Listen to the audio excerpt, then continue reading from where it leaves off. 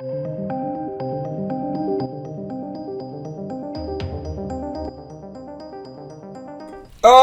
let's cancel people. Let's cancel people. Why not? So apparently legendary horror host Bob Briggs, might I add, not actually someone that's hugely popular in the UK. This is pretty much like a US exclusive, sort of pop icon, horror icon, sorry. But he's been accused of phobias, racisms, all the isms and the ists and the oeozos and all this kind of stuff.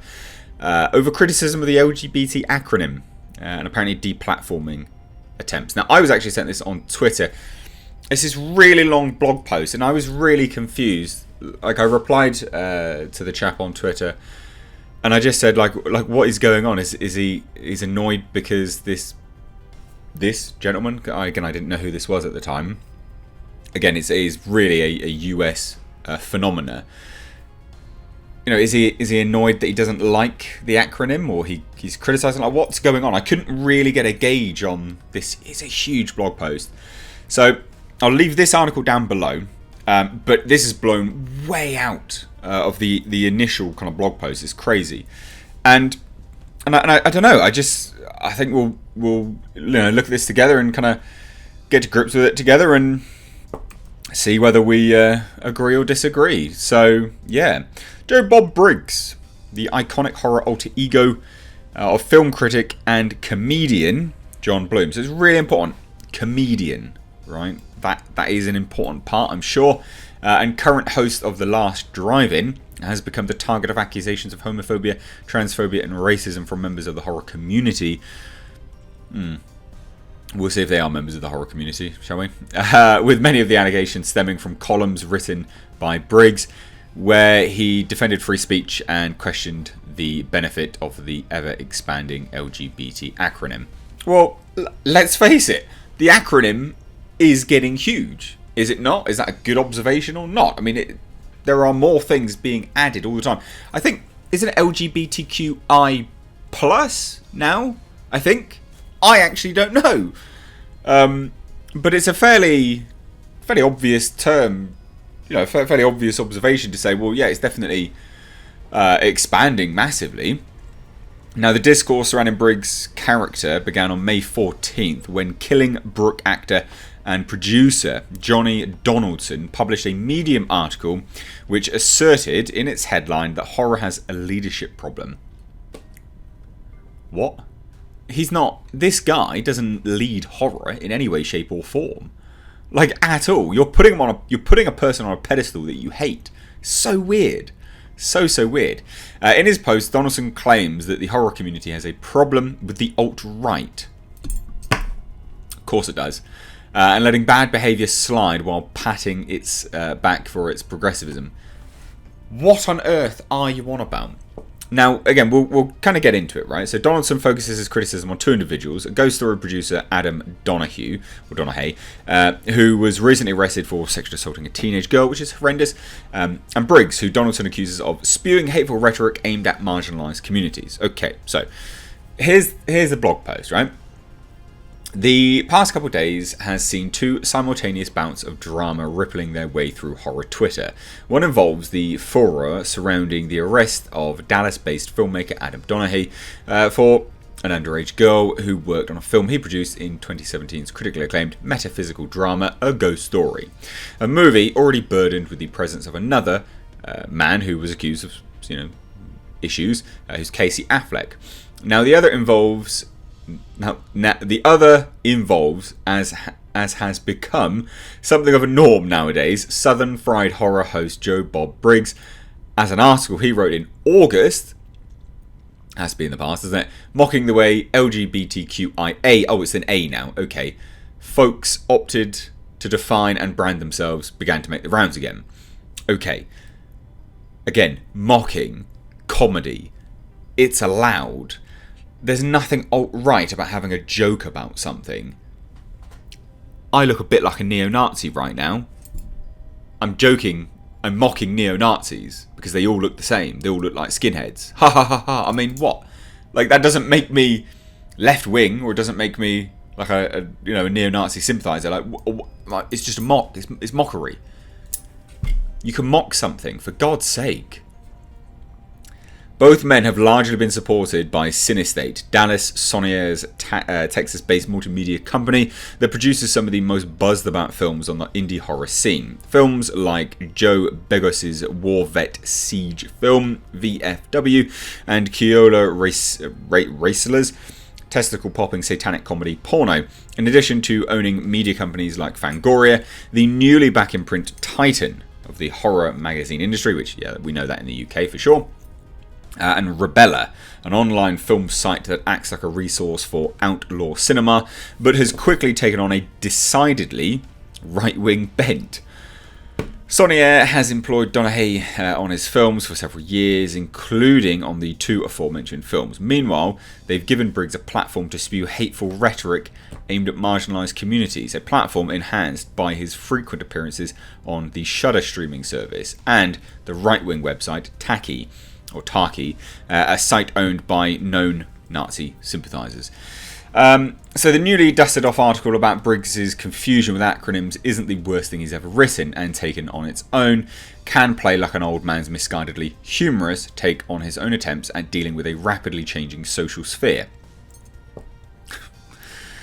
Like, it's just laughable, isn't it? It really is. But the article doesn't exist in a vacuum. It exists on a continuum of incidents in which Joe Bob has proven himself to be less kind to marginalised communities than either he or his protege Diana Prince, aka Darcy the Mail Girl, tried to make him out to be. The LGBTQ article is one of a piece with the kerfuffle he created over Black Christmas in December, and an article he wrote about our need to listen to white supremacist speakers. The latter, like the LGBTQ article, published on Taki. Right. So in the article, right, in the article in question, titled "I Knew a Guy Who Was LGBTQ," and then like a whole bunch of words. It's a joke. It is quite comedic because they are consistent. Do you know in the UK, I think the BBC has recognised something like over 100 different like genders or ways to identify. Now, sorry, when you're looking at that, it starts to become something which is very, very much ripe for the mockery, very, very much ripe for picking. You know, like it is growing and growing and growing. Now, to recognise something that is easily mocked, okay, does not open yourself up and allow yourself the mindset of saying, well, yeah, definitely I'm right wing, and you know I'm mocking these things, so therefore I absolutely hate them. You can, like LGBTQ, like I recognise that LGBTQIA plus or whatever it is now, right? It's an ever expanding. There's consistently more and more bits being added to it. Anyone with half a brain cell can say, oh yeah, it's growing a bit too. Like it, there's a lot of that. Oh, it's more now, is it? Oh, okay. Oh, there's more. Oh, okay. But that doesn't necessarily make them instantaneously hateful of that group, does it? It's just an observation. It's an observational fact. It's observational comedy. And everyone's ripe for picking. Everyone's ripe for comedy. There's nothing wrong with it. So anyway, it's published in the self-described anti-junk culture outlet Taki's magazine. Briggs criticises the ever-growing nature of the acronym LGBTQ, which, by the way, is now supposed to be LGBTQIA. I didn't even know that. And it's the worst acronym ever invented. I don't think it's whatever. I mean, he's a comedian, is he not? So surely some of the stuff that he's doing is comedic intent. Context is everything. You know, if he was standing on stage saying, you know, actually do these things and actually, I don't know, actually murder people or something like that, you know, and it's very serious, then yeah, absolutely. But context matters. Like, god damn. You know, and if it doesn't, then you all need to be held account, because there's some stuff which people... anyway, so it continues, and I've heard a lot of stories about weird and gender and adolescent confusion and having a social misfit and changing your name 13 times and colouring your hair, shades of the rainbow, never conceived by the Crayola company, and God bless every person who has to go through that in a world of harsh judgments and elder disapproval and bullying. That's perfectly reasonable statement to say. Here are my observations, my topical observations, but also God bless people that have to go through that, because goddamn, I recognise that is horrendous. And then he follows up with, you know, Yeah, I still don't understand LGBTQ. Can we begin by agreeing that LGBTQ, which, by the way, is now supposed to be LGBTQIA, is the worst acronym ever invented? I used to remember it by saying large but. That's actually funny. That is genuinely... If you can't recognise the fact that this is humour, just get off the internet. Get off the internet. Good God.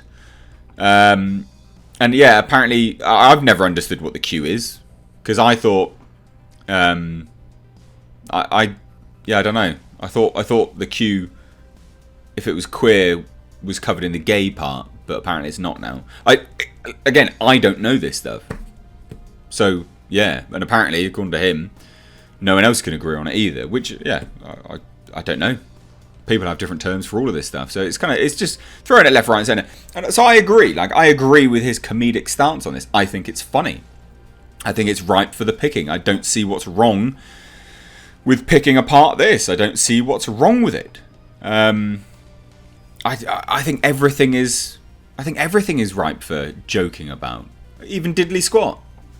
I think it's funny. What's wrong with it? I look like a off-brand white Kratos at the moment. You know, it's funny. I look like JD Phoenix, Gears 5. Before, you know, like, again, it's funny. Take a joke. It's not a dick. It's not going to pound you into oblivion, alright? Briggs' contention with the extensive acronym is based on the self-defeating results of its application, as the inclusive exercise will ultimately divide the community due to the idiosyncratic nature of humans. Here's my point about all this. If you go deep into the sexual identity of anyone, cisgender, transgender, a lot of people really hate cisgender. Like, that's offensive to people that are just simply man and woman. It is if someone said I was a cisgender man, I'd be like, shut the fuck up. Intersex, androgyne, by gender. Please add a hyphen so we don't think it's big ender. Funny. Again, that's funny. Gender variant, pangender, blah, blah, blah, blah, all these kind of things. In other words, if you go into the mind of anyone, anywhere, at any one time, at any place of the gender spectrum, you will find a secret idiosyncratic place that makes that person who Z is. No lack. There's nothing in this that is false, unless you're having sex with that person, and sometimes even if you are, you'll never know what that idiosyncratic place is. There aren't just 8 categories of gender identity, there are 8 billion. Defining part of the population as LGBTQIA is self-defeating because it separates. Come back to the family, people. Don't make me label you, it's all the same. It's called the humans trying to figure it out, looking for love. This is a nice message. There's nothing wrong about this. This is a nice message. Comedic stab to show... Oh my God. Oh my Lord. Like, seriously. It's a comedic... He's trying to from what I gather, right, and I could be wrong, because American and English humour is different. But from what I gather with this, he opens with some comedy, just trying to lighten the mood a bit, and show people how this is, you know, as he says, it is separation. It's not inclusive, is it? There's nothing inclusive about defining yourself separately from everyone else. I actually think this is a really nice message. I don't see anything terrible in this at all. The second article referenced the First Amendment 101 features Briggs speaking out against the rise of counter-protesters. Again, yeah, definitely, particularly Antifa, who aim to shut down and silence speakers of an opposing belief system. Now, I've not read this part. Before we get into this, I firmly believe everyone should be able to say what they want and we should listen to them, right? And there's a reason for that. Because if you don't allow people the platform to speak, right, then hate, it grows exponentially, right? And people's bigotry and their resentment, it grows at such an exponential rate that's when people actually enact things. So you have to give people the opportunity to at least voice their beliefs. Because if you don't, oh good God, really bad stuff happens. Really bad stuff happens. And there's nothing wrong with speaking. What's wrong with just saying stuff? According to Briggs, by allowing white pride groups to become a despised minority who could be easily bullied, free speech faces a threat as city governments only go through the bare minimum to ensuring their free speech rights. I'd agree that. I would agree with that. What's wrong with that? It's been a rough year for stump speaking in general, but let's make a resolution for 2018. We need to start listening to these white pride guys in the polo shirts and khaki pants. And we need to start arresting the Antifa thugs. Yep. Liberals and conservatives, these people go around shutting people down like fascists. Like, they're fascist. The way they handle themselves is fascist. It's disgusting. And incredibly violent and just malicious, nasty people. Very, very, just horrendous beings, seriously. You know, and these are the ones which screech the loudest, but they're just awful people. Liberals and conservatives alike should agree that the pattern of these events over the past 3 years has become obvious and odious. Most people would agree on that, surely. As a result, these white pride groups have become the Jehovah's Witnesses of our day. The reason so many of the Supreme Court's First Amendment decisions involve Jehovah's Witnesses is that they were a despised minority who could be easily bullied because they were regarded as un-American cultists. Among other things, they refused to salute the flag or let their children recite the Pledge of Allegiance. The alt-righters are now a despised minority who can be endlessly bullied because they can be labelled white supremacists. Some are, some aren't. Fair observation. While city governments go through the bare minimum of ensuring their free speech rights. But these people are spouting hate speech. Yes, many of them are. That's legal as long as it doesn't involve clear calls for violence against the assembled crowd. Yeah. Fine. All the calls for violence are coming from the other side. The thing is, if what they're saying is so disgusting and so horrendous and so awful, people just won't listen. That's it, right? People with common sense just won't listen. All the calls for violence are coming from the other side. The number of times I've heard F him up on YouTube makes me believe that this one phrase alone should be grounds for arrest. Yes, I mean, that is calling for an action, isn't it?